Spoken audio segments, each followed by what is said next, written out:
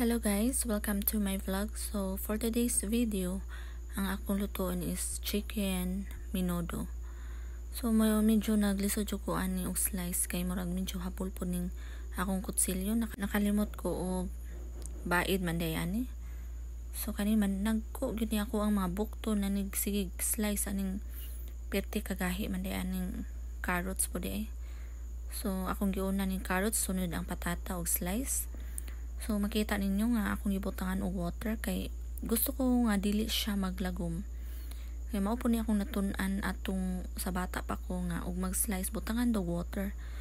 So mao ni naandan jud nako nga og mag-slice ko na gyud siya. Naay tubig.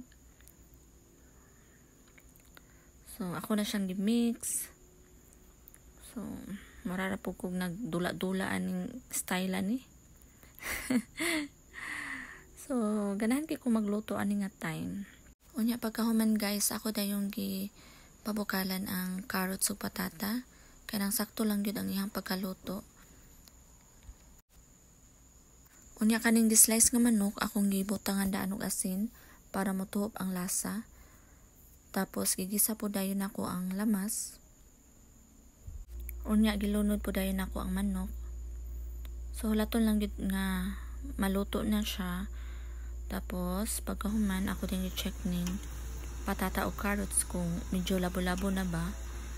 Tapos, ako dayong gilunod sa akong gigisa nga manok.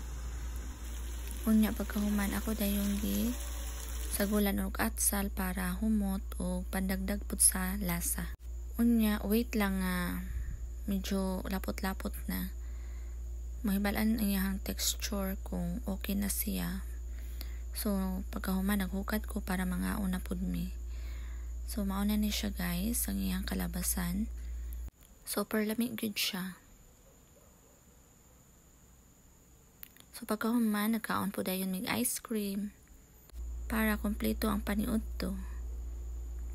So, thank you for watching guys. Bye-bye!